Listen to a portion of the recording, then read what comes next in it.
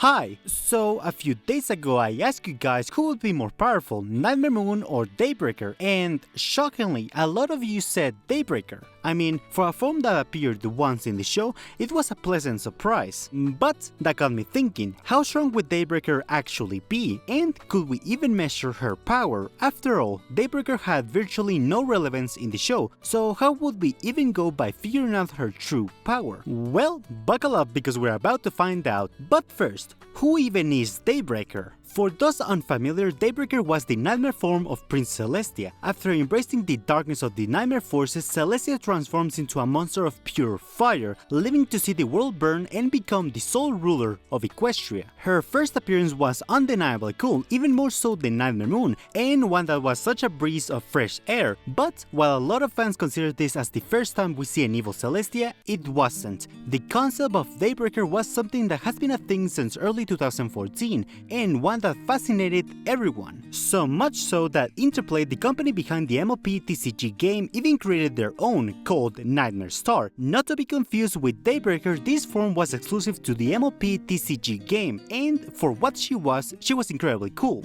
But we all know this wasn't Celestia's first nightmare form, because that was Foxlestia. I already made a video on the Reflections universe, and in that video we explored the concept of Foxlestia, and for what she was incredibly powerful. But despite being Celestia's first nightmare form, she's not Daybreaker. She doesn't have the same abilities nor the same motivations, and she wasn't even the same Celestia. She's her own separate beast. So, how could we figure out how strong Daybreaker is? Well, the only way to figure out her true potential, we need to compare her to her base form, without the elements of harmony. Because, shockingly, Celestia is pretty weak without them. With them, she's incredibly powerful. She can defeat anyone she wants, or vanish them to the moon or space. But without them, she gets absolutely destroyed, which is weird because she could rise the sun and moon, and she was the sole ruler of Equestria for years. Yet, she got defeated by Chrysalis, and this is her using her most powerful ability, the Solar Beam, which means that either Chrysalis is stronger than Celestia, or that Celestia went easy on her,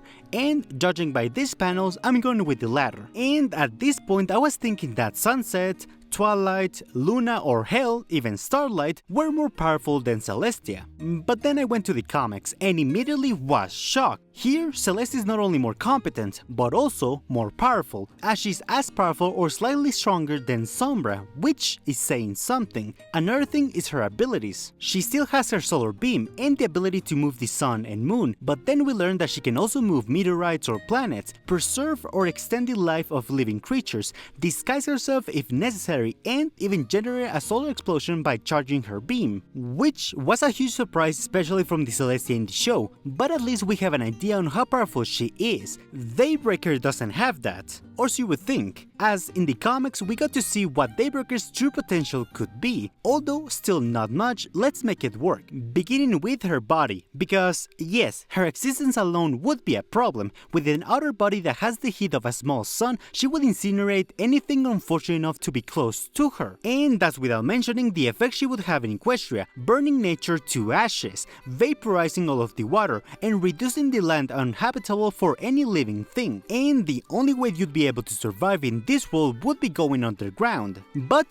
Daybreaker has more tricks up her sleeve. Remember Celestia's solar beam? Well, Daybreaker has a solar flare. This is a powerful beam that will incinerate anything that comes into contact with, unless you're a changeling, but even then it will leave some scarring. But it does have a setback. Daybreaker needs an absurd amount of magic to perform it, so where does that magic come from? Well, with this ability, Daybreaker can generate her own magic, essentially giving her unlimited magic. So, for example, if someone like Tyrek tried to absorb her magic, not only he wouldn't be able to completely drain her, but also he would get burned inside out. This is because Daybreaker's magic isn't your normal kind of magic. Her magic is essentially pure solar energy. And even if Tyrek could handle the heat, Daybreaker would just regenerate her magic back up. And just like a stellar reactor in real life, Daybreaker is a living, breathing source of unlimited energy. But this ability does have a catch. If Daybreaker generates too much energy and can't get rid of it in time, she will begin a star meltdown,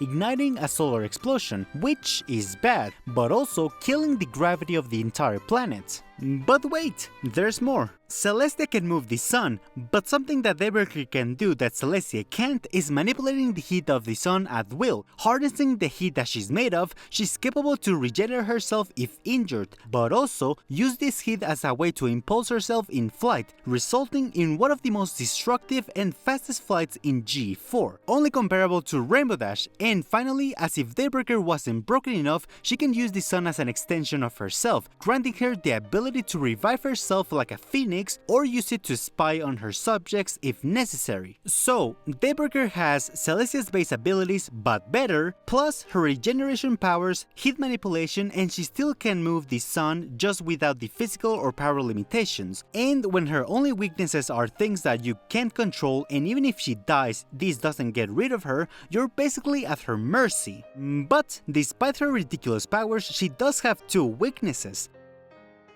While Nightmare Moon was calculated and calm, Daybreaker was the opposite. She's erratic, arrogant, and reckless. She believes that she can destroy anything and anyone that gets in her way. Which, to an extent, it is true. But what if you could taunt her into a trap, like a dome with restricted airflow, essentially defeating her by oxygen deprivation? Although it would take a while, it's still an option. Or this is a color that hijacks the mind of its user, giving the forger, in this case a Lord of Chaos, full control over them, which leads to another question. Could you even trust the forger? I mean, you're basically giving them full control to a living, breathing weapon that can't die. Sure, if you trust them, this shouldn't be a problem, but it's the what if that makes this a last resort option, as it only takes one move to begin a change of unstoppable chaos that no one could stop. But this is just hypothetical, right? I mean, Daybreaker never appeared in G4, so we don't have to worry about her. And that is true,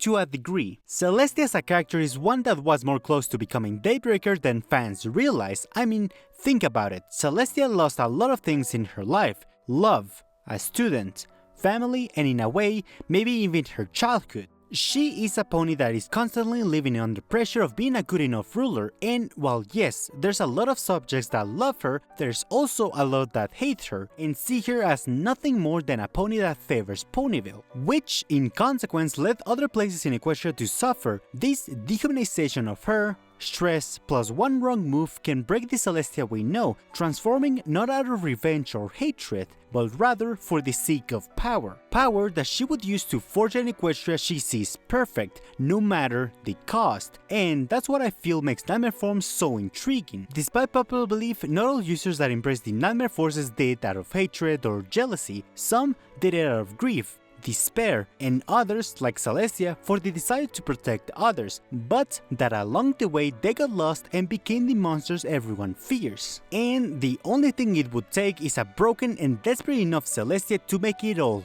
happen. But that's just me, so what are your thoughts on Daybreaker and why do you think Celestia would transform into her? Leave it down in the comments. And don't forget to leave a like and subscribe if you enjoyed the video, and don't forget to join the Discord server. And as for me, I'll see you in the next video.